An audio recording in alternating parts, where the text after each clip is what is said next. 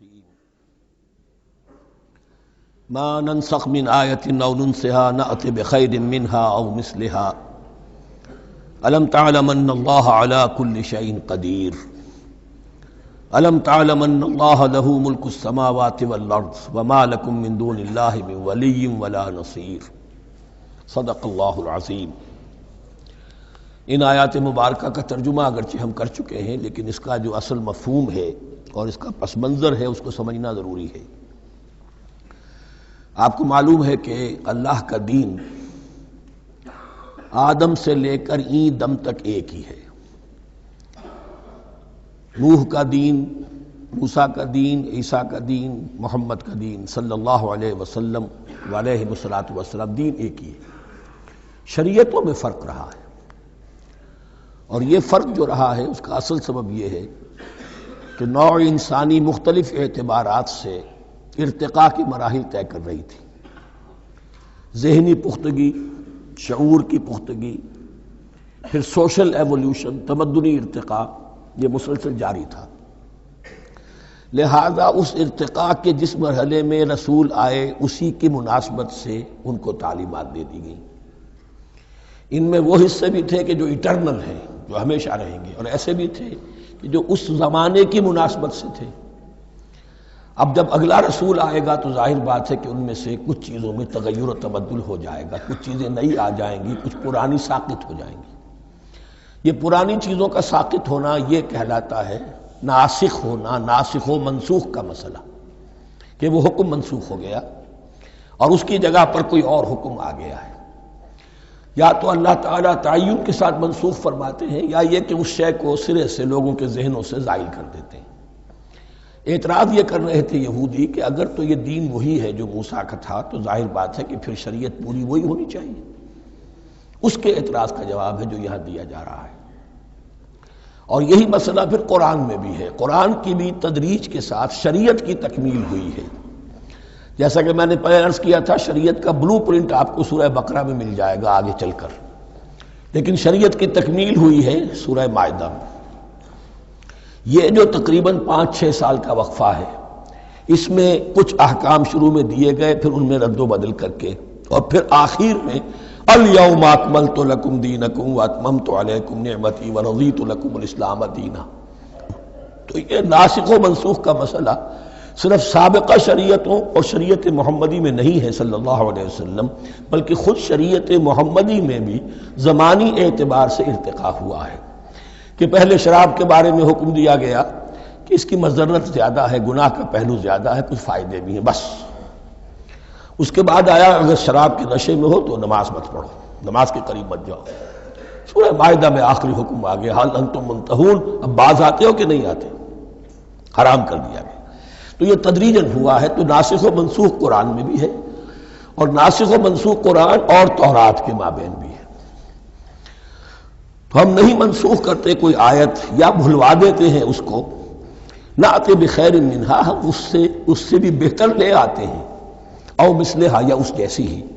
الم تعلم ان اللہ علی کل شیء قدیر، اب یہ کہ یہ تو اللہ کی اتھارٹی ہے، مالک الملک وہ ہے، دین اس کا ہے، اس میں وہ جس طریقے سے چاہے کسی چیز کے اندر تبدیلی پیدا کر دے۔ الم تعلم ان اللہ لہ ملک السماوات والارض ما لکم من دون اللہ من ولی ولا نصیر ام تريدون ان تسألوا رسولکم کما سئل موسیٰ من قبل، کیا تم یہ چاہتے ہو کہ سوال کرو یا مطالبہ کرو اپنے رسول سے بھی اسی طرح کے جس طرح کی باتیں کی گئی تھی موسیٰ سے پہلے؟ مثلا ہم دیکھ چکے ہیں کہ ان سے کہا گیا کہ ہم نہیں مانیں گے جب تک کہ اللہ کو دیکھ نہ لے عیاناً، یا اسی طرح کے اور مطالبے جو حضرت موسیٰ علیہ السلام سے کیے جاتے تھے۔ یہاں مسلمانوں کو سکھایا جا رہا ہے کہ اس روش سے باز آؤ، ایسی بات تمہارے اندر پیدا نہیں ہونی چاہیے۔ وَمَن يَتَبَدَّلِ الْكُفْرَ بِالْإِيمَانِ فَقَدْ ضَلَّ سَوَاءَ السَّبِيلِ، ظاہر بات ہے ایسی حرکتیں بھی اب مسلمانوں میں سے بھی جو منافقین ان میں شامل تھے وہی کر رہے ہوں گے۔ اس لیے فرمایا کہ جو کوئی ایمان کو ہاتھ سے دے کر کفر کو لے لے گا، یعنی منافق چونکہ دو طرفہ ہوتا ہے، اب اس کا بھی امکان ہوتا ہے کہ یکسو ہو جائے کفر کی طرف، اور اس کا بھی امکان ہوتا ہے کہ بالآخر یکسو ہو جائے ایمان کی طرف۔ مذبذبین بین ذالک کی کیفیت میں جو مبتلا ہے، اس کے دو یہ امکانات ہیں۔ تو جو کفر کی طرف جا کر مستقل طور پر راغب ہو گیا اس کا ذکر ہے۔ وَمَنْ يَتَبَدَّلِ الْكُفْرَ بِالْإِيمَانِ فَقَدْ ضَلَّ سَوَاءَ السَّبِيلِ، تو وہ تو سیدھی راہ سے بھٹک گیا۔ وَدَّ كَثِيرٌ مِّنْ أَهْلِ الْكِتَابِ لَوْ يَرُدُّونَكُم مِّن بَعْدِ إِيمَانِكُمْ كُفَّارًا، اہل کتاب میں سے بہت سے لوگ ہیں جو چاہتے ہیں کہ کسی طرح لوٹا کر لے جائیں تمہیں تمہارے ایمان کے بعد، پھر کفار بنا دیں۔ یہ ایسے ہی ہے کہ جیسے کسی بلی کی دم کٹ جائے تو وہ یہ چاہے گی کہ ساری بلیوں کی دمیں کٹ جائیں تاکہ وہ کوئی علیحدہ سے نمایاں نہ رہے۔ تو وہ چاہتے تھے کہ یہ چیزیں جو ہیں ان کو واپس لے آیا جائے، اہل ایمان کو بھی کفر میں لے آیا جائے، حسدا من عند انفسہم، اور یہ ان کا طرز عمل ان کے حسد کی وجہ سے کہ کیوں یہ نعمت جو ہے ان کو دے دی گئی۔ من بعد ما تبین لہم الحق، اس کے بعد کہ ان پر حق بالکل واضح ہو چکا ہے، وہ جان چکے ہیں، پہچان چکے ہیں، کسی مغالطے میں نہیں ہے، غلط فہمی میں نہیں ہے۔ فاعفوا واصفحوا، یہ بہت اہم ہے مقام۔ تو اے مسلمانوں تم معاف کرتے رہو اور صرف نظر سے کام لو۔ اس کا اصل مطلب کیا ہے؟ ابھی تو چونکہ مدنی دور کا آغاز ہو رہا ہے، ابھی کشمکش کے اور کشاکش کے اور مقابلے کے اور تصادم کے بڑے سخت مراحل آ رہے ہیں۔ چونکہ تمہارا سب سے پہلا جو محاذ ہے وہ تو کفار مکہ کے خلاف ہے، سب سے بڑھ کر وہی آئیں گے، تم پر حملے کریں گے، جنگیں ہوں گی۔ تو فوری طور پر یہ جو آستین کے سانپ ہیں ان کو ابھی چھیڑو مت، جب تک یہ پڑے رہیں ڈورمنٹ، انہیں پڑا رہنے دو۔ ایک وقت آئے گا، یہاں یوں سمجھیے کہ یہ حکم دیا رہا ہے فی الحال انہیں چھیڑو مت، ان کے طرز عمل کے بارے میں زیادہ توجہ نہ دو، فاعفو، معاف کرتے رہو، درگزر کرتے رہو۔ اور وصفحو کہتے ہیں، صفح کہتے ہیں ایک طرف کا، یہ صفح ہے، یہ ورق ہے، صرف نظر کر لینا، دیکھا اندیکھا کر لینا، نظر انداز کر دینا، حتی یاتی اللہ بامرہ، یہاں تک کہ اللہ اپنا فیصلہ لے آئے۔ ایک وقت آئے گا کہ پھر مسلمانوں کو غلبہ آخری حاصل ہو جائے گا، اور جب جو یہ باہر کے دشمن ہیں ان سے تم نمٹ لو گے، پھر یہ کہ ان اندرونی دشمنوں کے خلاف بھی تمہیں اب آزادی دی جائے گی کہ ان کو بھی ان کے کیفر کردار تک پہنچا دو۔ ان اللہ علی کل شیء قدیر، یقیناً اللہ ہر چیز پر قادر ہے۔ واقیموا الصلاۃ وآتوا الزکاۃ، نماز قائم رکھو، زکوٰۃ دیتے رہو۔ وما تقدموا لانفسکم من خیر تجدوہ عند اللہ، اور جو کچھ بھی تم خیر میں سے، بھلائی میں سے اپنے لیے آگے بھیجو گے، کوئی مال خرچ کر رہے ہو تو خرچ کہاں ہو گیا؟ وہ تو اللہ کے ہاں ڈپازٹ ہو گیا، جمع ہو گیا۔ تو ڈیوائن بینک کے اندر وما تقدموا لانفسکم من خیر تجدوہ عند اللہ، اسے اللہ کے پاس پاؤ گے۔ ان اللہ بما تعملون بصیر، یقیناً جو کچھ تم کر رہے ہو اللہ اسے دیکھ رہا ہے۔ وقالوا لن يدخل الجنة الا من كان هودا او نصارى، اب دیکھیے جب یہ نئی امت اب تشکیل پا رہی ہے تو یہودی اور نصرانی جو ایک دوسرے کے دشمن تھے مسلمانوں کے مقابلے میں جمع ہو گئے۔ انہوں نے کہنا یہ شروع کیا، وقالوا لن يدخل الجنة، ہرگز نہیں داخل ہوگا جنت میں، الا من كان هودا او نصارى، سوائے اس کے جو یا تو یہودی ہو یا نصرانی ہو۔ جیسے ہمارے ہاں بھی ہوتا ہے، اہل حدیث کے مقابلے میں دیوبندی بریلوی جمع ہو جائیں گے، چاہے وہ آپس میں ایک دوسرے کے ساتھ جو بھی ان کا بیر ہے وہ اپنی جگہ ہے۔ اسی طریقے سے اہل تشیع کے مقابلے میں شاید اور جو ہے اہل سنت کے لوگ جمع ہو جائیں۔ تو ایک کامن اینمی جب آ جاتا ہے تو پھر یہ ہے کہ وہ لوگ جن کے اپنے اندر بڑی کنٹرڈکشنز ہیں وہ پھر ایک متحدہ محاذ بناتے ہیں۔ وقالوا لن يدخل الجنة الا من كان هودا او نصارى تلك امانيهم، یہ لفظ دوبارہ آ گیا، یہ ان کی خواہشات ہیں، من گھڑت خیالات ہیں، ان کی وشفل تھنکنگ ہے۔ قل ہاتوا برہانکم ان کنتم صادقین، کہو ان سے لاؤ کوئی دلیل اگر تم سچے ہو، دلیل کتاب سے لاؤ، کہیں تورات میں لکھا ہے یہ، کہیں یہ انجیل میں لکھا ہے، جو تورات اور جو انجیل تمہارے پاس ہے اسی میں سے دکھا دو کہ یہ لکھا ہوا ہو، کہیں لکھا ہوا نہیں۔ اب یہاں پر وہ یونیورسل ٹروتھ آ رہا ہے، بلا من اسلم وجہہ للہ وہو محسن، کیوں نہیں، ہر وہ شخص کے جو اپنا چہرہ اللہ کے سامنے جھکا دے اور وہ محسن ہو، اس کا رویہ صدق پر، سچائی پر، حسن کردار پر مبنی ہو، سر کا جھکانا منافقانہ نہ ہو، جزوی نہ ہو کہ کچھ مانا کچھ نہیں مانا۔ بلا من اسلم وجہہ للہ وہو محسن فلہ اجرہ عند ربہ، تو اس کے لیے اس کا اجر محفوظ ہے اس کے رب کے پاس۔ فلا خوف علیہم ولا هم یحزنون، نہ ان پر کوئی خوف ہوگا اور نہ ہی وہ حزن سے دوچار ہوں گے۔ یہ دوسری آیت ہے کہ جس سے کچھ لوگوں نے استدلال کیا ہے کہ ایمان بالرسالت ضروری نہیں ہے۔ اب دیکھیے اس کا جواب وہی ہوگا، نمبر ایک تو یہ ہر جگہ پر ساری چیزیں بیان نہیں کی جایا کرتی، کوئی چیز کہیں بیان کی گئی، کوئی کہیں بیان کی گئی ہے۔ کتاب کو لینا ہے تو پوری کو پوری ایک کتاب کی حیثیت سے۔ دوسرا یہ کہ یہ سارا سلسلہ کرام جو ہے، جو دو بریکٹس کے مابین آ رہا ہے، اس میں پہلے سے ہے وَآمِنُوا بِمَا أَنزَلْتُ مُصَدِّقًا لِمَا مَعَكُمْ وَلَا تَكُونُوا أَوَّلَ كَافِرٍ بِهِ، تو وہ تو ضرب کھا رہی ہے اس پورے کے پورے مضامین کے سلسلے سے جو ان دو بریکٹوں کے درمیان آ رہا ہے۔ اب دیکھیے ایک طرف تو ان کا کہنا یہ تھا کہ جنت میں داخل نہیں ہوگا مگر وہی جو یہودی ہو یا نصرانی ہو۔ اب عمل کیا ہے؟ وَقَالَتِ الْيَهُودُ لَيْسَتِ النَّصَارَىٰ عَلَىٰ شَيْءٍ، یہودی کہتے ہیں نصارہ کی کوئی حیثیت نہیں، کوئی بنیاد نہیں، کوئی جڑ نہیں۔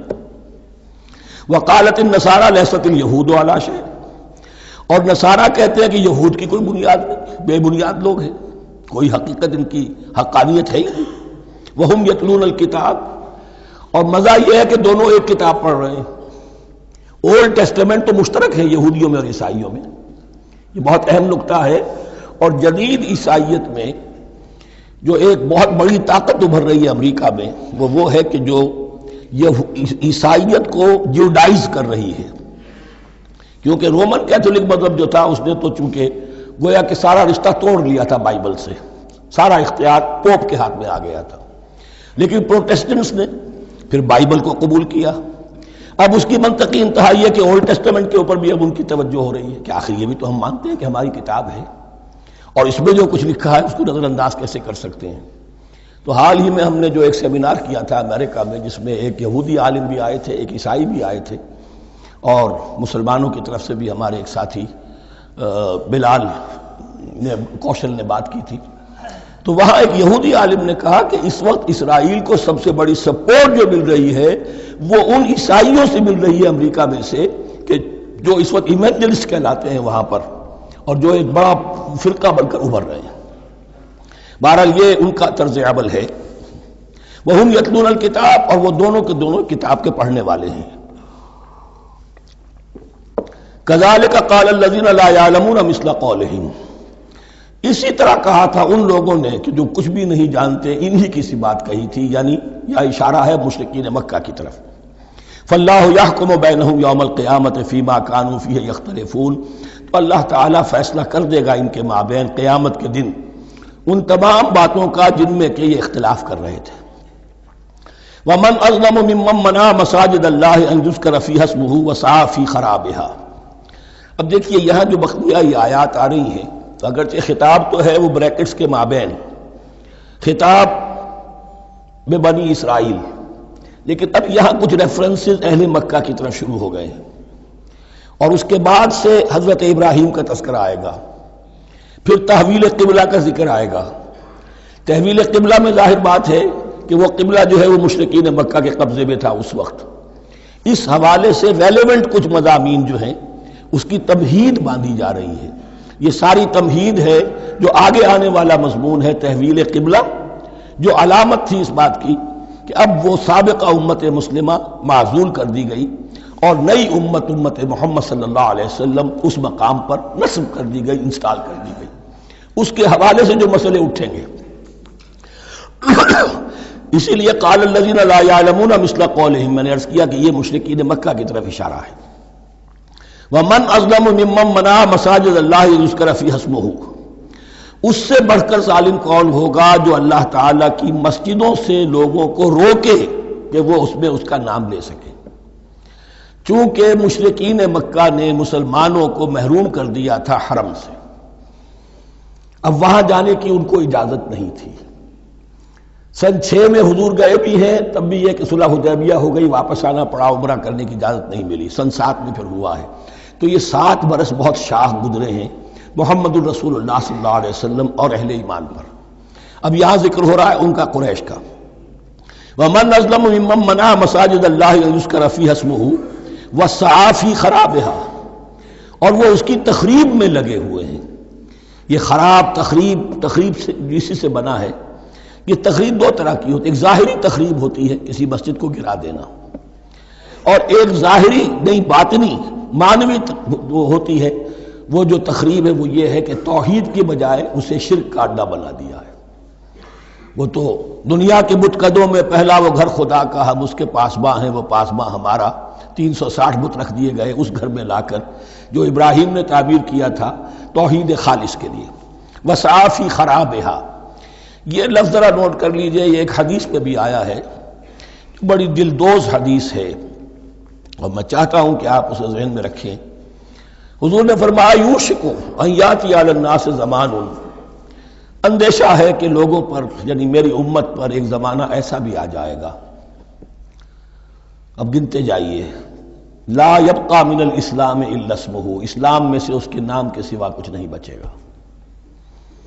ولا يبقى من القرآن الا رسمہ، قرآن میں سے اس کے رسم الخط، الفاظ اور حروف کے سوا کچھ نہیں بچے گا. اسی کی اللہ تعالی نے ضمانت دی ہے، یہ محفوظ رہے گا رسم عثمانی. مساجدہم عامرۃ، ان کی مسجدیں آباد تو بہت ہوں گی. وَهِيَ خَرَابٌ مِّنَ الْهُدَىٰ، ہدایت سے خالی ہو جائیں گے. یہ خراب کے لفظ سے هِيَ خَرَابٌ مِّنَ الْهُدَىٰ. وَعُلَمَاؤُهُمْ شَرُّ النَّاسِ تَحْتَ أَدِيمِ السَّمَاءِ، اور ان کے علماء آسمان کی چھت کے نیچے کی بدترین انسان ہیں. من عندهم تخرج الفتنة وفيهم تعود، فتنہ انہی کے اندر سے برآمد ہوگا، انہی میں گھس جائے گا. یعنی ان کا کام فتنہ انگیزی، مخالفت، جنگ و جدال، بھڑکانا، اپنے اپنے فرقے کے لوگوں کے جذبات کو بھڑکاتے رہنا اور مسلمانوں کے اندر اختلافات کو ہوا دینا. یہی ان کا کام رہ جائے گا. آج جن کو ہم علماء کہتے ہیں ان کی عظیم اکثریت اس کیفیت سے دوچار ہو چکی ہے. جب مذہب اور دین پیشہ بن جائے تو کوئی خیر اس میں باقی نہیں رہتا. یہ دین اور مذہب پیشہ نہیں تھا. اسلام میں کوئی پیشوائیت نہیں، اسلام میں کوئی پاپائیت نہیں، اسلام میں کوئی برہمنزم نہیں. اسلام تو ایک کھلا، ہر شخص کتاب اللہ پڑھے، ہر شخص عربی سیکھے، ہر شخص کو امامت کے قابل ہونا چاہیے، ہر شخص اپنی بچی کا نکاح خود پڑھائے، ہر شخص اپنے والد کا جنازہ خود پڑھے. یہ جو ہم نے پیشہ بنا دیا ہے اور پھر انہیں پیسے دیتے، ظاہر بات ہے کہ پھر اس پیشے کے اندر تو پیشے میں عیب نہیں، رکھیے نہ فرہاد کو نام. پھر تو پیشہ میں تو جو کچھ پیشہ ورانہ چشمکیں ہوتی ہیں اور جو خباثتیں ہوتی ہیں وہ آتی ہیں. لیکن ساتھ ہی یہ بات واضح رہے کہ علماء حق سے دنیا خالی نہیں ہوگی. علماء حق بھی ہیں، لیکن کسی کے ماتھے پر لکھا ہوا نہیں ہوتا کہ یہ علماء حقانی میں سے اور یہ علماء سوء میں سے ہے. باقی یہ صحیح بات ہے کہ اکثریت ادھر جا چکی ہے، ورنہ امت کا بیڑا غرق نہ ہوتا. سیدھی سیدھی بات، جو بیڑا غرق ہوا ہے تو آخر کوئی سبب ہے. اولئک ما کان لهم ان يدخلوها الا خائفین، ایسے لوگوں کو تو سوائے اس کے ان کا کوئی مقام نہیں ہے کہ انہیں داخل ہونے کی بھی اجازت نہیں ہونی چاہیے اس میں، یعنی اللہ کی مسجدوں میں، مگر خوف زدہ ہو کر، ڈر کر. لہم فی الدنیا خزی، ان کے لیے دنیا میں بھی رسوائی اور ذلت ہے. لہم فی الآخرۃ عذاب عظیم، اور آخرت میں ان کے لیے عذاب عظیم ہے. وللہ المشرق والمغرب. اب دیکھیے تمہید ہو رہی ہے تحویل قبلہ کے لیے. اب ظاہر بات ہے کہ بڑی حساس جو ہے وہ ایک کیفیت تھی یہ. تو یروشلم کے ساتھ جن کو دلچسپی تھی اور ان کے دلوں میں اس کی عقیدت تھی، مکہ مکرمہ اور بیت اللہ کے ساتھ جن کو دلچسپی تھی اور ان کے دلوں میں اس کی عقیدت تھی، تو اس حوالے سے یہ قبلہ بدلنا، اور 2 دفعہ بدلا ہے قبلہ. پہلے آ کے مدینے میں حضور نے یروشلم کی طرف 16 مہینے نماز پڑھی اور پھر تحویل قبلہ ہوا. تو اب اس میں کئی امتحان ہو گئے، وہ آگے آ جائے گا. لیکن اس کی تمہید باندھی جا رہی ہے للہ المشرق والمغرب. مشرق اور مغرب سب اللہ کے ہیں. یعنی اگر ہم رخ کرتے ہیں مغرب کی طرف تو اس کے معنی یہ نہیں ہے کہ اللہ مغرب میں ہے، معاذ اللہ. اللہ تو جہت سے، مقام سے، ماورا وراء الورا. یہ تو یہ ہے کہ ایک یکسانیت پیدا کرنے کے لیے، اجتماعی رنگ دینے کے لیے ایک چیز کو قبلہ بنا دیا، علامت ہے. غالب نے ٹھیک کہا ہے، قبلے کو اہل نظر قبلہ نما کہتے ہیں. قبلہ جو ہے وہ مسجود تو نہیں ہے پرے سرحد ادراک سے اپنا مسجود. قبلے کو اہل نظر قبلہ نما کہتے ہیں. للہ المشرق والمغرب فینما تولوا فثم وجہ اللہ. جدھر بھی تم رخ کرو گے وہ اللہ ہی کا رخ ہے. ان اللہ واسع علیم، یقیناً اللہ بہت وسعت والا ہے، بہت وسعت والا ہے. وہ کسی سمت میں محدود نہیں ہے اور علیم ہے، ہر شے کا جاننے والا ہے. دیکھیے یہاں یہ آیت کہہ کے اور چھوڑ دیا مسئلہ، اگلے مسئلے پر آ گئے. آگے آپ کو پتہ چلے گا کہ یہ در حقیقت ایک تمہید باندھی جا رہی ہے تحویل قبلہ کے لیے. وقالوا اتخذ اللہ ولدا سبحانہ، اور ان میں وہ بھی ہیں. اب ظاہر بات ہے یہاں پھر اشارہ ہو رہا ہے وہ اہل مکہ کی طرف، جنہوں نے یہ کہا ہے کہ اللہ نے اولاد اپنے لیے اختیار کی. یعنی وہ کہتے تھے کہ یہ جو فرشتے ہیں یہ اللہ کی بیٹیاں ہیں. نصارہ کہتے تھے کہ حضرت مسیح اللہ کے بیٹے ہیں. اور یہودیوں کا بھی ایک گروہ ایسا تھا جو حضرت عزیر کو اللہ کا بیٹا کہتا تھا. بل لہ ما فی السماوات والارض، نہیں، آسمانوں اور زمین میں جو کچھ ہے اسی کی ملکیت ہے. سب مخلوق ہیں، مملوک ہیں. خالق اور مالک صرف وہ ہے. کل لہ قانتون، اور سب کے سب اس کے فرما بردار ہیں. بڑے سے بڑا رسول، بڑے سے بڑا ولی، بڑے سے بڑا فرشتہ، بڑے سے بڑے اجرام سماویہ، سب کل لہ قانتون. بدیع السماوات والارض، وہ آسمان اور زمین کو پیدا کرنے والا ہے بغیر کسی شے کے. یہ ابداع اور خلق ان میں فرق ہے. ابداع، بلکہ شاہ ولی اللہ دہلوی نے حجت اللہ البالغہ کا جو پہلا چیپٹر ہے اس کو یہی 3 عنوان دیے ہیں. اللہ تعالیٰ کے افعال بنیادی طور پر 3 ہیں: ابداع، خلق، تدبیر. ابداع ہے جسے انگریزی میں کہتے ہیں کریشن ایکس نہیلو، عدم محض سے کچھ بنا دیا، کچھ نہیں تھا اور بنا دیا. کن فیکون، یہ ابداع ہے. خلق ہے اب ایک چیز سے دوسری چیز بنانا. گارے سے انسان بنایا، یہ تخلیق ہے. آگ سے جن بنایا، یہ تخلیق ہے. نور سے فرشتے بنایا، یہ تخلیق ہے. تو ابداع بدیع وہ ہے کہ جس نے نئی چیز، اسی لیے بدعت ہمارے ہاں کہلاتی ہے وہ شے جو دین میں نہیں تھی اور خواہ لا کے شامل کر دی گئی، جس کی کوئی جڑ بنیاد دین میں نہیں ہے، وہ بدعت ہے. اس سے یہ لفظ بدیع السماوات والارض. وَإِذَا قَضَىٰ أَمْرًا فَإِنَّمَا يَقُولُ لَهُ كُن فَيَكُونُ. اس کی شان تو یہ ہے کہ جب وہ کسی معاملے کا فیصلہ کر لیتا ہے تو بس کہتا ہے کہ ہو جا، اور وہ ہو جاتی ہے. وَقَالَ الَّذِينَ لَا يَعْلَمُونَ لَوْلَا يُكَلِّمُنَا اللَّهُ وَتَأْتِينَا آیَةٌ. اور کہا ان لوگوں نے جو علم نہیں رکھتے، یہاں پھر وہی مشرکین مکہ کی طرف روئے سخن ہے، کیوں نہیں بات کرتا ہم سے اللہ، اور کیوں نہیں کوئی لے آتا ہمارے پاس کوئی نشانی. یہ میں عرض کر چکا ہوں، یہ مضمون جو ہے کہ ان کا مطالبہ تھا بہت شدت کے ساتھ کہ کوئی معجزے ویسے ہی دکھاؤ جیسے تم کہتے ہو کہ عیسیٰ نے دکھائے تھے، موسیٰ نے دکھائے تھے، تو ہمارے یہ مطالبے پورے کر دو، ہم مان لیں گے. یہ ذکر آئے گا سورہ انعام میں اور پھر سورہ بنی اسرائیل میں. کذالک قال الذین من قبلہم مثل قولہم. اسی طرح کی باتیں جو لوگ ان سے پہلے آئے تھے وہ بھی کہتے رہے. تشابہت قلوبہم، ان کے دل ایک دوسرے سے مشابہ ہو گئے ہیں. قد بینا الآیات لقوم یوقنون، اور ہم نے تو اپنی آیات کو واضح کر دیا ہے ان لوگوں کے لیے جو یقین کرنا چاہیں. انا ارسلناک بالحق بشیرا ونذیرا. اے نبی ہم نے آپ کو بھیجا ہے حق کے ساتھ بشیر اور نذیر بنا کر. بنیادی حیثیت آپ کی یہ ہے کہ آپ اہل حق کو بشارت دیں، فراح و ریحان و جنت نعیم، فسلام لک من اصحاب الیمین. یہ بشارت دیجیے. اور جو غلط راستے پر جائیں، کفر کریں، منافقت میں مبتلا ہوں، ملحد ہوں اور بدعملی کریں، ان کو آپ خبردار کر دیجئے کہ جہنم ان کے لیے تیار کر دی گئی ہے. آپ کا کام دعوت ہے، ابلاغ ہے، تبلیغ ہے، نصیحت ہے. وَلَا تُسْأَلُ عَنْ أَصْحَابِ الْجَحِيمِ. آپ سے سوال نہیں کیا جائے گا جہنمیوں کے بارے میں کہ محمد یہ کیوں جہنم میں پہنچ گئے، ہم نے تمہیں بھیجا تھا، تمہارے ہوتے ہوئے یہ جہنمی کیوں ہو گئے. نہیں، یہ آپ کی ذمہ داری نہیں ہے. کون جنت میں جانا چاہتا ہے، کون جہنم میں جانا چاہتا ہے، یہ آدمی کا اپنا فیصلہ ہے. آپ کا کام ہے کہ حق کو واضح کر دیں. ہاں وضاحت میں کمی نہ رہ جائے، حق واضح ہو جائے. کوئی اشتباہ نہ ہو، بالکل مبرہن ہو جائے، واضح ہو جائے، بس یہ ذمہ داری آپ کی ہے، اس سے زیادہ نہیں۔ یہ مسئولیت جو ہوتی ہے، انسان اگر اپنی اصل مسئولیت سے زیادہ ذمہ داری اپنے سر پر ڈال لے تو اس سے بھی بہت بڑی بڑی گمراہیاں پیدا ہوتی ہیں، اور اس کا جو تذکرہ ہو رہا ہے بڑی گمراہی تو معاذ اللہ وہ تو ہمارے حوالے سے ہوتی ہے۔ ہمارے ہاں کی بہت سی جماعتیں جو ہیں اسی طرح کی غلطیوں کی وجہ سے وہ غلط راستوں پر پڑ گئی، پوری تحریکیں برباد ہو گئی۔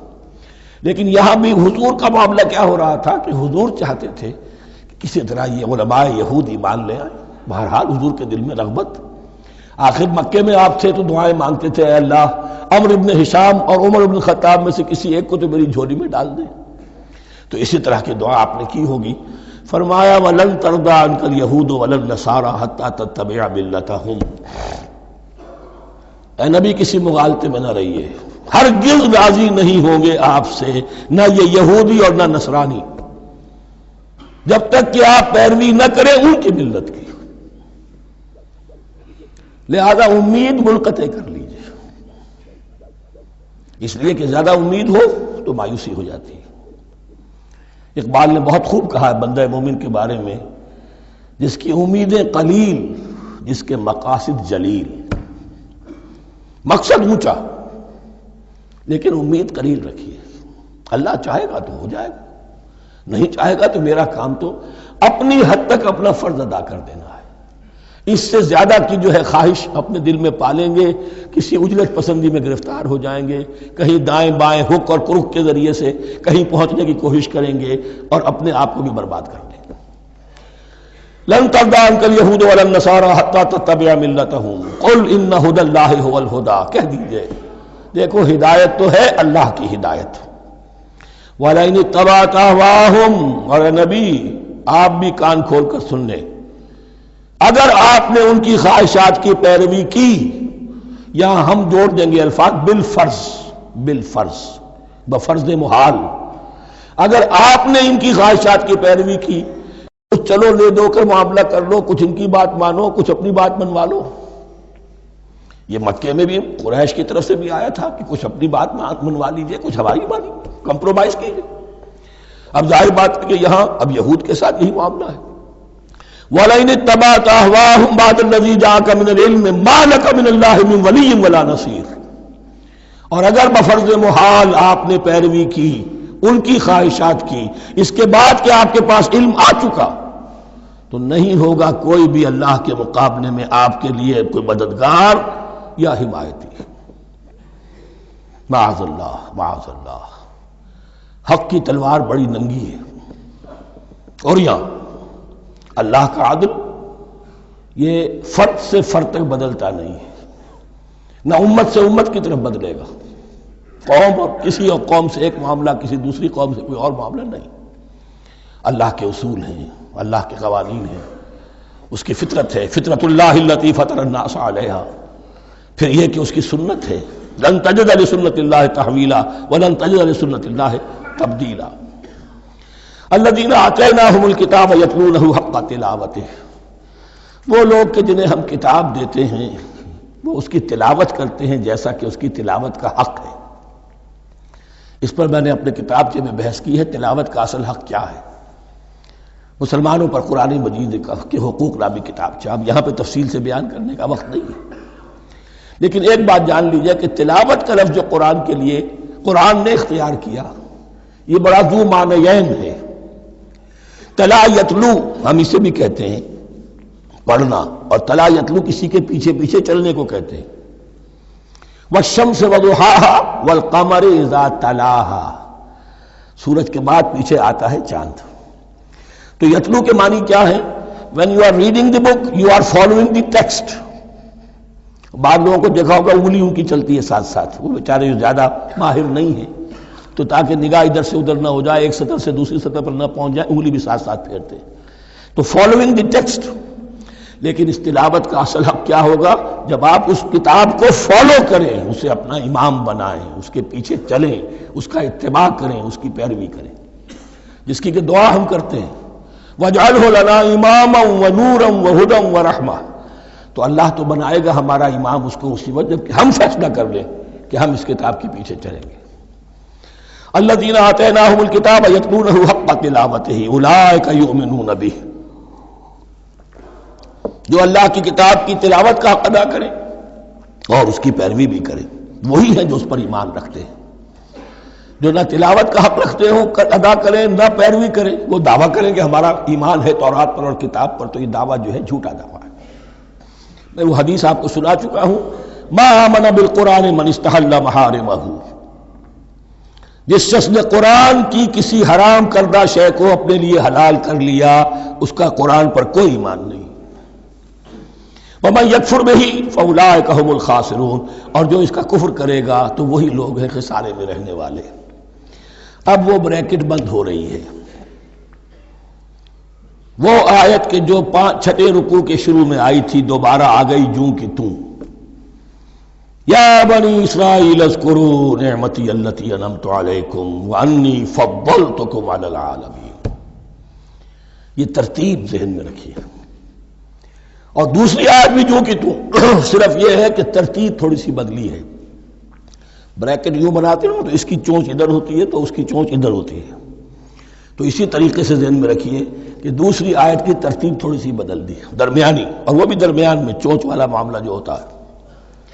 وَاتَّقُوا يَوْمًا لَا تَجْزِي نَفْسٌ عَن نَفْسٍ شَيْئًا، یہ تو جو کہ تو وہی ہے، ڈرو اس دن سے جس دن کوئی جان کسی دوسری جان کے کام نہ آ سکے گی۔ وَلَا يُقْبَلُ مِنْهَا عَدْلٌ، وہاں کیا تھا وَلَا يُقْبَلُ مِنْهَا شَفَاعَةٌ، یہاں کیا آیا وَلَا يُقْبَلُ مِنْهَا عَدْلٌ، نہ اس سے کوئی فدیہ قبول کیا جائے گا۔ وَلَا تَنفَعُهَا شَفَاعَةٌ، یہ شفاعت بعد میں لے آئے، عدل پہلے لے آئے، وہاں شفاعت پہلے ہے عدل بعد میں، بس یہ تبدیلی ہے۔ وَلَا هُمْ يُنصَرُونَ، اور یہ پھر جو کا تو وہی جو پہلی آیت میں تھا، جو چھٹے رکوع کی دوسری آیت ختم ہوئی، نہیں انہیں کوئی مدد مل سکے گی۔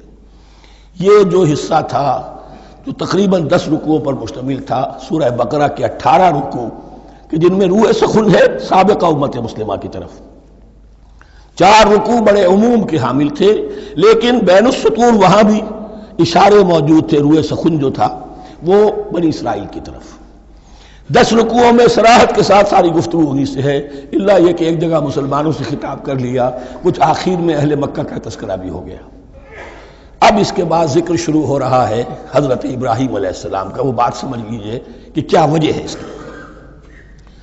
دیکھیے حضرت ابراہیم کی نسل کی یہ 2 شاخیں چلی، ویسے تو 3 ہیں، عام طور پر لوگوں کے علم میں ہے کہ 2 بیویاں تھیں، حضرت ہاجرہ سے حضرت اسماعیل پیدا ہوئے، بڑے تھے، حضرت سارہ سے حضرت اسحاق، ان کے بیٹے یعقوب، یعقوب کے 12 بیٹے بنی اسرائیل۔ حضرت اسماعیل کو حضرت ابراہیم نے آباد کیا خانہ کعبہ کے پاس لا کر، بواد غیر ذی زرع، تو وہاں یہ جو ایک نسل چلی۔ لیکن نبوت جو ہے حضرت ابراہیم کے بعد حضرت اسماعیل کو تو ملی، اس کے بعد مسلسل یوں سمجھیے کہ تقریباً 3000 کا فصل ہے سالوں کا کہ کوئی نبوت اس شاخ میں نہیں آئی۔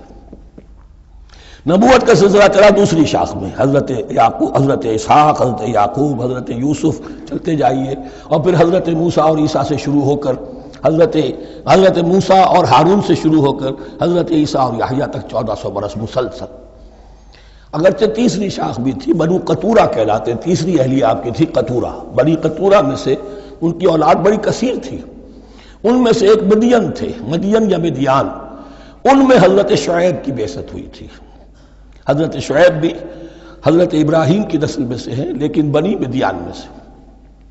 بہرحال اب چونکہ حضور کی بعثت ہوئی بنی اسماعیل میں، ادھر بنی اسرائیل ہیں جن سے یہ خطاب ہو رہا ہے سابقہ امت مسلمہ، اور اب یہ امامت الناس منتقل ہونے والی ہے بنی اسرائیل سے بنی اسماعیل کو۔ تو اب اگر اس انتقال کے وقت نقل، اگر وہ جو کامن فیکٹر ہے اس کا تذکرہ کیا جائے تو بات آسان ہو جائے گی۔ ابراہیم ہی تو جد امجد ہے نا تمہارے، تم یعقوب کی اولاد ہو ٹھیک ہے، لیکن یعقوب کس کے بیٹے تھے؟ اسحاق کس کے بیٹے تھے؟ ابراہیم کے۔ تو یہ دوسری نسل بھی تو ابراہیمی کی ہے۔ اس حوالے سے ان کے لیے سہل بنایا جا رہا ہے کہ بات کو سمجھو، یہ صرف یہ ہے کہ 2 پیڑھی اوپر جا کر مل گئے اور اللہ خیر سنا۔ اور حضرت ابراہیم نے خانہ کعبہ کی تعمیر کی اور اسے اب مرکز بنانا ہے اہل توحید کا، لہذا یہ ساری گفتگو اب شروع ہو رہی ہے۔ 4 رکوع اب وہ ہیں، 15ویں سے شروع ہو کر 18ویں تک، جن کا اصل مضمون ہے تحویل قبلہ۔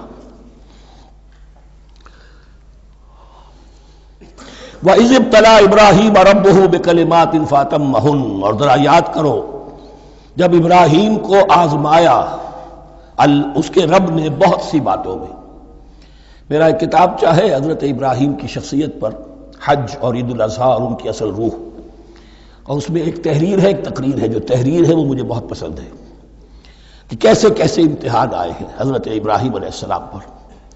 فَأَتَمَّهُنَّ، اب یہ ایک جملے میں ایک پوری داستان ہے۔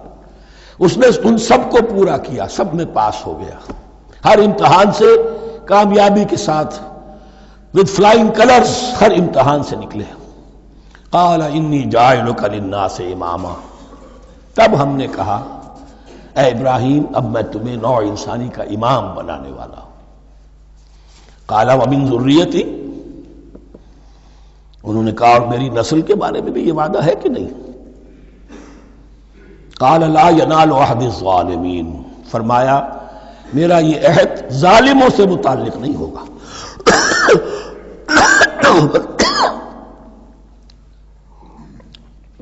مطلب کیا ہوا کہ تمہاری نسل میں سے جو صاحب ایمان ہوں گے، نیک ہوں گے، سیدھے راستے پر چلیں گے، ان سے ہمارا وعدہ ہے، لیکن نسلیت کی بنیاد پر نہیں ہے کہ جو بھی تمہاری نسل میں سے لازماً وہ اس وعدے کا مصداق بن جائے۔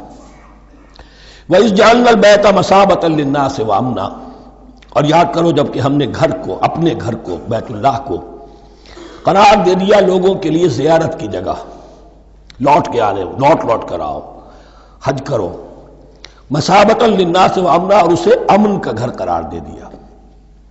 وَاتَّخِذُوا مِن مَّقَامِ إِبْرَاهِيمَ مُصَلًّى، اور ہم نے حکم دیا کہ مقام ابراہیم کو اپنی جائے نماز بنا لو، نماز پڑھنے کی جگہ بنا لو۔ آج کل تو بعض علماء نے یہ کہا ہے کہ مقام ابراہیم سے مراد کوئی خاص پتھر نہیں ہے، بلکہ اصل میں وہ تو پوری جگہ جو تھی وہ مقام ابراہیم، حضرت ابراہیم وہاں آباد ہوئے تھے۔ لیکن صحیح بات وہی ہے جو ہمارے سلف سے چلی آ رہی ہے، روایات پختہ ہیں اس کے بارے میں کہ یہ جس طریقے سے حجر اسود جنت سے آیا ہے، ایسے ہی یہ بھی ایک پتھر تھا کہ جو جنت سے لایا گیا حضرت ابراہیم کے لیے جب وہ تعمیر کر رہے تھے، کوئی اور ذرائع تو ابھی تھے ہی نہیں، اس کے اوپر وہ کھڑے ہوتے تھے اور یہ پتھر ہی اونچا ہوتا جاتا تھا خود۔ اب جیسے جیسے تعمیر اوپر جا رہی ہے تو اس کے لیے یہ پتھر اونچا ہوتا تھا، وہ پتھر ہے جو مقام ابراہیم اب بھی محفوظ ہے، اور وہاں پر پھر طواف کر کے کعبے کا مکمل، پھر اس کے آس پاس جو ہے 2 رکعت جو ہے وہ ادا کی جاتی ہے نماز۔ وَعَهِدْنَا إِلَىٰ إِبْرَاهِيمَ وَإِسْمَاعِيلَ أَن طَهِّرَا بَيْتِيَ لِلطَّائِفِينَ وَالْعَاكِفِينَ وَالرُّكَّعِ السُّجُودِ، اور ہم نے عہد لے لیا تھا ابراہیم اور اسماعیل سے کہ تم دونوں ہمارے اس گھر کو، بیتیا میرے اس گھر کو پاک رکھو۔ اب یہ تطہیر بھی دونوں طرح کی ہوگی، ظاہری صفائی بھی ہو، گند نہ ہو، تاکہ زائر آئیں تو ان کے دلوں میں جو کدورت پیدا نہ ہو، کوفت نہ ہو، کھلی فضا ہو، صاف رکھو۔ اور تطہیر باطنی، وہاں توحید کا چرچا ہو، کوئی اور کفر اور شرک جو ہے وہ نہ آنے پائے۔ ان طہرا بیتی للطائفین والعاکفین، طواف کرنے والوں کے لیے، اعتکاف کرنے والوں کے لیے، والرکع السجود، اور رکوع اور سجود کرنے والوں کے لیے۔ وَإِذْ قَالَ إِبْرَاهِيمُ رَبِّ اجْعَلْ هَٰذَا بَلَدًا آمِنًا وَارْزُقْ أَهْلَهُ مِنَ الثَّمَرَاتِ مَنْ آمَنَ مِنْهُمْ بِاللَّهِ وَالْيَوْمِ الْآخِرِ، اور یاد کرو جب کہ ابراہیم نے کہا تھا اے میرے پروردگار اس گھر کو امن کی جگہ بنا دے، اور اس کے رہنے والوں، اس کے ہاں آباد ہونے والوں کو یعنی بنی اسماعیل کے لیے ان کو رزق عطا فرما، میووں کا اور پھلوں کا۔ من آمن منہم باللہ والیوم الآخر، اب یہاں حضرت ابراہیم خود رک گئے کہ میں اپنی ساری اولاد کے لیے یہ دعا نہ کروں، اس لیے کہ وہاں روک دیا گیا تھا لا ینال عہد الظالمین۔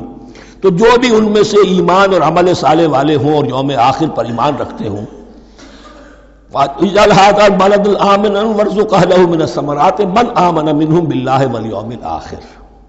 اب یہاں دیکھیے اللہ تعالیٰ نے گویا کہ ہم کہیں گے ازرہ شفقت مسکراتے ہوئے گویا کہ فرمایا کہ ابراہیم قال ومن کفر، تمہاری اولاد میں سے جو کفر کرے گا فأمتعه قلیلا، اس کو بھی میں دنیا کا ساز و سامان تو دوں گا، امامت میں شامل نہیں کر سکتا، لیکن یہ کہ دنیاوی طور پر مال و متاع جو ہے وہ ان کو بھی میں دوں گا. ومن کفر فامتعه قلیلا ثم اضطره الى عذاب النار، ہاں پھر اسے کشاں کشاں لے آؤں گا جہنم کے عذاب کی طرف. وبئس المصیر، اور وہ بہت ہی بری جگہ ہے لوٹنے کی.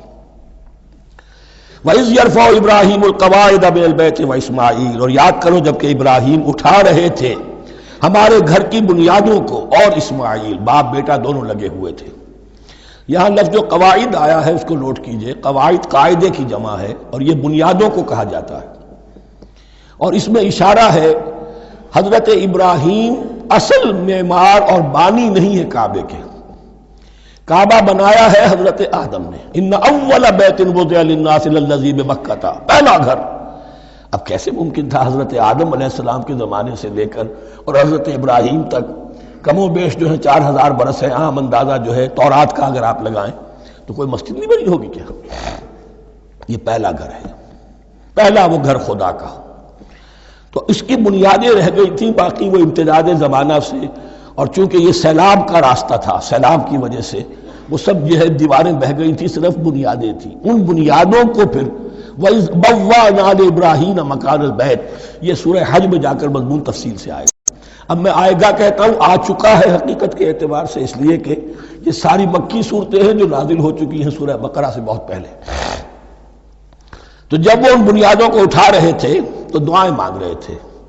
ربنا تقبل منا انک انت السمیع العلیم، اے رب ہماری اس کوشش کو، ہماری اس مشقت کو، محنت کو قبول فرما. باہر گھر بنا رہے ہیں، پتھر اٹھا اٹھا کر لا رہے ہیں. حضرت اسماعیل کی عمر اس وقت لگ بھگ 13 برس ہے، ہاتھ بٹا رہے ہیں. ربنا تقبل منا انک انت السمیع العلیم، اے رب ہماری اس کوشش کو شرف قبول عطا فرما. یقیناً تو سب کچھ سننے والا اور جاننے والا ہے. ربنا وجعلنا مسلمین لک، اور اے رب ہمیں اپنا فرما بردار بنائے رکھ. نوٹ کیجئے ابراہیم کہہ رہے ہیں. تو میں اور آپ اگر مطمئن ہو جائیں کہ میری موت لازماً حق پر ہوگی تو بہت بڑا دھوکہ ہے. ڈرتے رہنا چاہیے، اللہ کی پناہ طلب کرتے رہنا چاہیے. ربنا وجعلنا مسلمین لک، اے اللہ ہم دونوں کو اپنا فرما بردار بنائے رکھ. ومن ذریتنا امۃ مسلمۃ لک، اور ہم دونوں کی نسل میں سے اٹھائیو برپا کی جو ایک امت جو تیری فرما بردار امت ہو. وارنا مناسکنا، اور اے پروردگار تیرا گھر تو ہم نے یہ بنا دیا، اب اس کے جو رسومات ہیں وہ ہمیں سکھا، جو مناسک حج ہیں. ارنا مناسک، اب کیسے حج کریں، کیا آداب ہوں گے، طواف کیسے ہوگا، کیا کریں گے. وتب علینا، اور ہم پر اپنی شفقت کی نظر فرما. انک انت التواب الرحیم، یقیناً تو ہی ہے بہت ہی زیادہ توبہ کا قبول فرمانے والا اور شفقت کے ساتھ رجوع کرنے والا اور رحم فرمانے والا. ربنا وبعث فیہم رسولا منہم،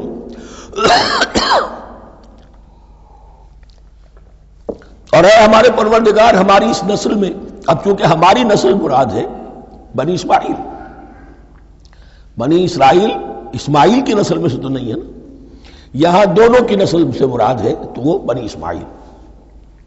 ہماری اس نسل میں اٹھائی ہو ایک رسول انہی میں سے، باہر کا نہ ہو، کوئی مغایرت کا، اجنبیت کا پردہ حائل نہ ہو.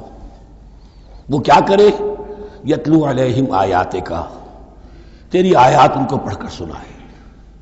وَيُعَلِّمُهُمُ الْكِتَابَ وَالْحِکْمَةَ، اور صرف سنائے نہیں، تعلیم دے انہیں کتاب اور حکمت کی. صرف سنا دینا تو بہت آسان کام ہے، سکھانا، تعلیم دینا، دلوں میں بٹھانا. اور حکمت، وَيُزَكِّيهِمْ، اور ان کو پاک کرے، ان کا تزکیہ کرے، ان کے دلوں میں تیری محبت اور آخرت کی طلب کے سوا کوئی طلب باقی نہ رہنے دے. انک انت العزیز الحکیم، یقیناً پروردگار تو ہی ہے زبردست اور کمال حکمت والا. وَمَن يَرْغَبُ عَن مِّلَّةِ إِبْرَاهِيمَ إِلَّا مَن سَفِهَ نَفْسَهُ، اور ایسا شخص کون سا ہوگا جو ابراہیم کے طریقے سے منہ موڑے. یہ رغبت کا نظر بھی زبان میں دونوں طرف جاتا ہے. رغبہ الہ، کسی شے کی طرف رغبت ہونا، محبت ہونا، میلان ہونا، اور رغبہ عن، کسی شے سے متنفر ہونا، کسی شے سے ابا کرنا، اس کو چھوڑ دینا. وَمَن يَرْغَبُ عَن مِّلَّةِ إِبْرَاهِيمَ إِلَّا مَن سَفِهَ نَفْسَهُ، سوائے اس کے جس نے اپنے آپ کو حماقت ہی میں مبتلا کرنے کا فیصلہ کر لیا ہو، اور کون ہوگا جو ابراہیم کے طریقے سے منہ موڑے۔ وَلَقَدِ اصْطَفَيْنَاهُ فِي الدُّنْيَا، اور ہم نے تو اسے دنیا میں بھی پسند کر لیا تھا، چن لیا تھا۔ وَإِنَّهُ فِي الْآخِرَةِ لَمِنَ الصَّالِحِينَ، اور یقیناً آخرت میں بھی وہ ہمارے صالح بندوں میں سے ہوں گے۔ اذ قال له ربه اسلم قال اسلمت لرب العالمین، جب کہا اس سے اس کے پروردگار نے کہ مانو میرا حکم، اس نے کہا پروردگار قبول ہے تیرا حکم، یہاں تک کہ ذبح کرو بیٹے کو، حاضر۔ یہ آخری امتحان تھا، آخری 100 برس کی عمر میں، 87 برس کی عمر میں دعائیں مانگ مانگ کر بیٹا لیا تھا اسماعیل۔ حضرت سارہ کے ہاں کوئی اولاد نہیں ہوئی تھی، اب وہ 13 برس کا تھا، بازو بن گیا تھا، اور اس وقت ذبح کرنے کا حکم آیا۔ جب بھی کہا ہم نے مانو ہمارا حکم، قال اسلمت لرب العالمین، اللہ تعالی ہمیں بھی توفیق دے کہ اس کی پیروی کریں۔ ووصى بها ابراہیم وبنیہ ویعقوب، اور اسی کی وصیت کی تھی ابراہیم نے بھی اپنے بیٹوں کو اور یعقوب نے بھی۔ یا بنیہ، وہ کیا تھی نصیحت؟ ہے میرے بیٹو، ان اللہ اصطفیٰ لکم الدین، دیکھو اللہ نے تمہارے لیے دین کو پسند فرما لیا ہے۔ کون سا دین؟ فلا تموتن الا وانتم مسلمون، اور دیکھنا موت نہ آنے پائے مگر فرما برداری کی حالت میں۔ یہی بات آئے گی سورہ آل عمران میں مسلمانوں سے خطاب کر کے، یا ایھا الذین آمنوا اتقوا اللہ حق تقاتہ ولا تموتن الا وانتم مسلمون، اور ان الدین عند اللہ الاسلام ومن یبتغ غیر الاسلام دینا فلن یقبل منہ۔ ام کنتم شہداء اذ حضر یعقوب الموت، کیا تم اس وقت موجود تھے جب یعقوب کی موت کا وقت آیا؟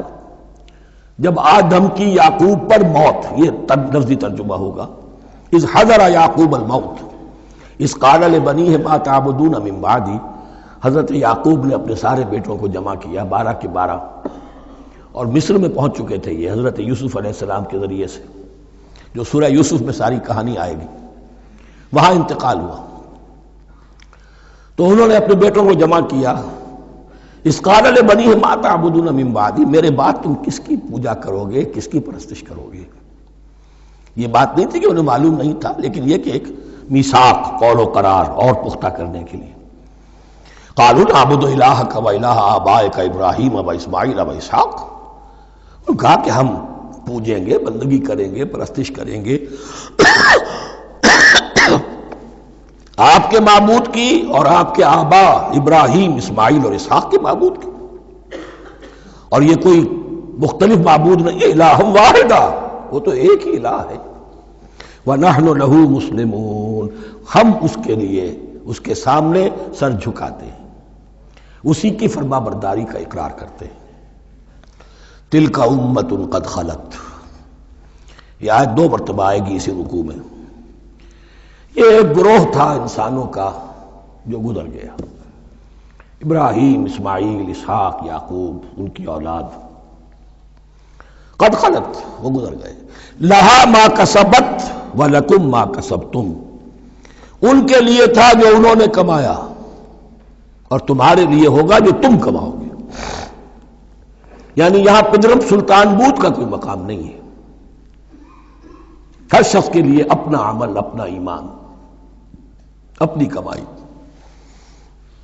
وَلَا تُسْأَلُونَ عَمَّا كَانُوا يَعْمَلُونَ، تم سے یہ نہیں پوچھا جائے گا کہ وہ کیا کرتے تھے، تم سے پوچھا جائے گا تم کیا کر کے لائے ہو۔ تو راچے ہے پدرم سلطان بود، تو راچے ہے، تم کیا ہو بھائی، تو اپنی بات کرو، باپ تمہارا سلطان تھا، ہوگا۔ وَقَالُوا كُونُوا هُودًا أَوْ نَصَارَىٰ تَهْتَدُوا، لیکن اس پس منظر میں اب ان کی خباثت کو نمایاں کیا جا رہا ہے کہ یہ تو تھی وصیت ابراہیم کی اور یعقوب کی، اور اس وقت کے یہود و نصارہ کا کیا رویہ ہے؟ قَالُوا كُونُوا هُودًا أَوْ نَصَارَىٰ تَهْتَدُوا، وہی متحدہ محاذ حضور کے خلاف۔ یا تو یہودی، انہوں نے کہا کہ یا یہودی ہو جاؤ یا نصرانی تو ہدایت پر ہو جاؤ گے۔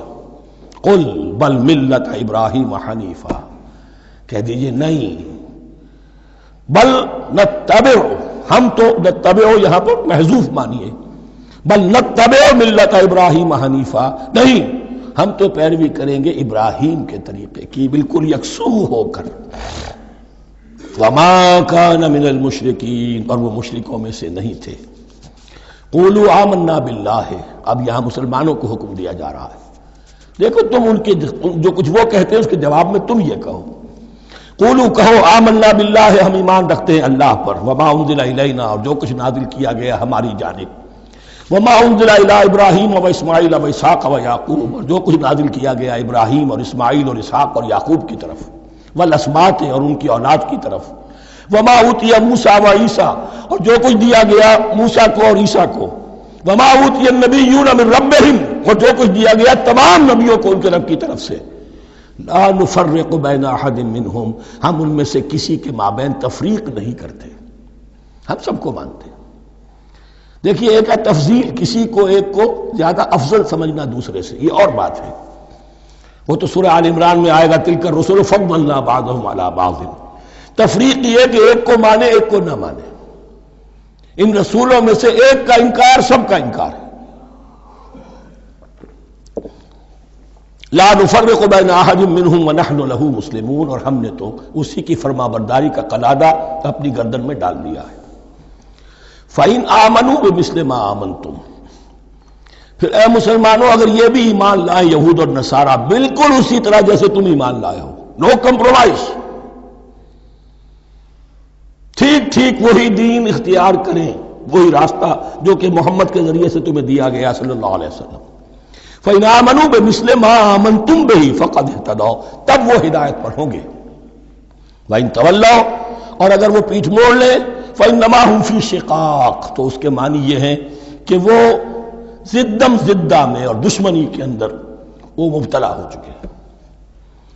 فَسَيَكْفِيكَهُمُ اللَّهُ، تو اے نبی آپ کے لیے ان کے مقابلے میں اللہ کافی رہے گا، آپ فکر نہ کریں، آپ کسی کمپرومائز کی دعوت کی طرف توجہ ہی نہ دیں، کچھ دو کا معاملہ سوچیں بھی نہ، ان کی مخالفتوں سے آپ مرعوب نہ ہوں، ان کی دھمکیوں کا کوئی اثر نہ دے۔ فَسَيَكْفِيكَهُمُ اللَّهُ، اللہ کافی رہے گا آپ کے لیے ان سب کے مقابلے میں۔ وَهُوَ السَّمِيعُ الْعَلِيمُ، اور یقیناً وہ سب کچھ سننے والا اور جاننے والا ہے۔ ایسا نہیں ہے کہ اسے معلوم نہ ہو کہ آپ اس وقت کن حالات میں ہیں، کیسی مشکلات میں ہیں، کس طرح کی نازک صورتحال دن بدن جو ہے شکل بدل رہی ہے، لیکن آپ قائم رہیں۔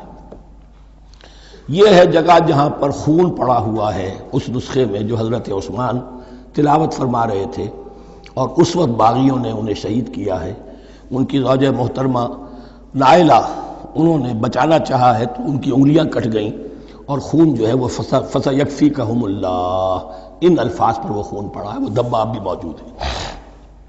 وَهُوَ السَّمِيعُ الْعَلِيمُ، اور وہ سب کچھ سننے والا اور جاننے والا ہے۔ صبغۃ اللہ، کیا معنی؟ یہاں پر بھی ایک آپ کو محذوف ماننا ہوگا، اخترنا صبغۃ اللہ، ہم نے تو اختیار کر لیا ہے اللہ کے رنگ کو۔ وَمَنْ أَحْسَنُ مِنَ اللَّهِ صِبْغَةً وَنَحْنُ لَهُ عَابِدُونَ، اور اللہ سے بہتر رنگ کس کا ہوگا، اور ہم تو بس اسی کی بندگی، اسی کی پرستش کرنے والے ہیں۔ قُلْ أَتُحَاجُّونَنَا فِي اللَّهِ وَهُوَ رَبُّنَا وَرَبُّكُمْ، اے نبی ان سے کہیے کہ کیا تم ہم سے محاجہ کر رہے ہو، حجت بازی کر رہے ہو، جھگڑ رہے ہو، دلیل بازی کر رہے ہو اللہ کے بارے میں؟ وَهُوَ رَبُّنَا وَرَبُّكُمْ، وہ تو ہمارا رب بھی ہے تمہارا رب بھی ہے، رب تو ایک ہے، رب بھی ایک، اس کا دین بھی ایک، ہاں شریعتوں میں فرق ہوا ہے۔ قُلْ أَتُحَاجُّونَنَا فِي اللَّهِ وَهُوَ رَبُّنَا وَرَبُّكُمْ وَلَنَا أَعْمَالُنَا وَلَكُمْ أَعْمَالُكُمْ، رب تو ہمارا بھی وہ تمہارا بھی وہ، البتہ ہمارے لیے ہوں گے ہمارے عمل، تمہارے لیے ہوں گے تمہارے عمل۔ وَنَحْنُ لَهُ مُخْلِصُونَ، اور ہم تو اس کے لیے اپنے آپ کو خالص کر لینے والے ہیں۔ یہ ذرا 3 الفاظ یہاں پہ نوٹ کر لیجئے، یہ میرے اور آپ کے لیے لمحہ فکریہ ہیں۔ نحن لہو مسلمون، 136ویں آیت اس پر ختم ہوئی، ہم اس کے سامنے سر تسلیم خم کرتے ہیں، ان میں سے تو ہم بھی شامل ہیں۔ نحن لہو عابدون، آیت نمبر 138۔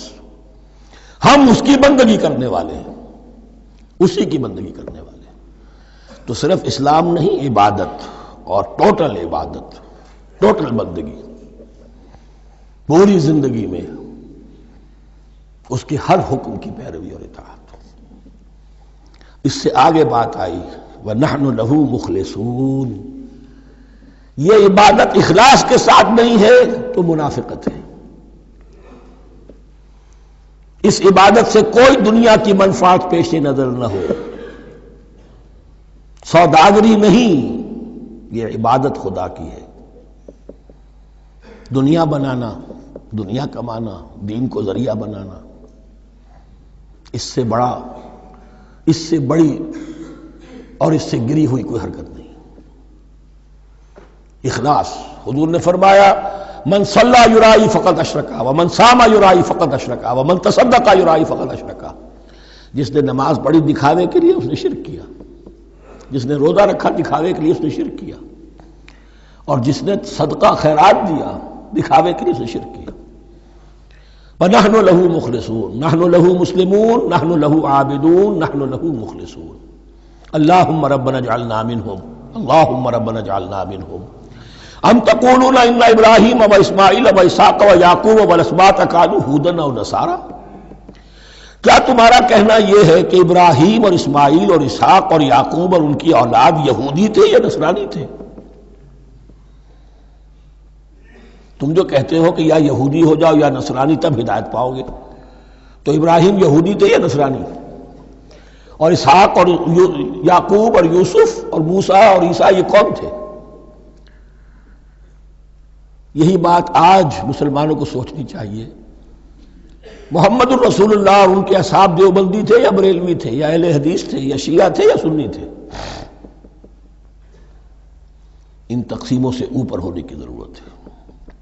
اللہ کے ساتھ اخلاص کا تقاضا یہ ہے، ٹھیک ہے ایک فقہی مسلک کے اعتبار سے ایک شخص کسی مسلک کی پیروی کر رہا ہے، لیکن اپنے آپ کو اس سے آئیڈینٹیفائی کرانا اور اس مسلک کو مقدم رکھنا دین پر، اور اس مسلک ہی کے لیے محنت اور مشقت اور بھاگ دوڑ تبلیغ ہو رہی ہے اسی کی، یہ چیز بالکل اس اصل حقیقت کے خلاف ہے کہ جو اللہ کے دین نے ہمیں سکھائی۔ ام تقولون ان ابراہیم و اسماعیل و اسحاق و یعقوب والاسباط كانوا هودا او نصارا قل انتم اعلم ام اللہ، کہیے ان سے کہ تم زیادہ جانتے ہو یا اللہ زیادہ جانتا ہے۔ ومن اظلم ممن كتم شہادۃ عنده من اللہ، کان کھول کر سن لو، اس سے بڑھ کر ظالم کون ہوگا جس نے اللہ کی ایک گواہی جو اس کے پاس تھی اسے چھپا لیا۔ تمہارے پاس گواہیاں ہیں، علماء یہود جانتے تھے یہ اللہ کے رسول ہیں جن کے ہم منتظر تھے، اس گواہی کو چھپائے بیٹھے۔ ومن اظلم ممن كتم شہادۃ عنده من اللہ وما اللہ بغافل عما تعملون، اور اللہ ہرگز غافل نہیں ہے کہ اس سے جو تم کر رہے ہو۔ تلک امۃ قد خلت، یہ گروہ مقدس جماعت تھی یہ جس کے یہ گلے سرسبد تھے، یہ گزر گئے۔ لہا ما کسبت ولکم ما کسبتم، جو کمائی انہوں نے کی، جو عمل انہوں نے کمائے وہ ان کے لیے، تمہارے لیے نہیں۔ تمہارے لیے وہ ہوگا جو تم کماؤ گے۔ ولا تسألون عما كانوا يعملون، اور تم سے ان کے عمل کے بارے میں نہیں پوچھا جائے گا کہ انہوں نے کیا کیا، تم سے سوال یہ ہوگا کہ تم نے کیا کیا۔ بارک اللہ لی ولکم فی القرآن العظیم ونفعنی وإیاکم بالآیات والذکر الحکیم۔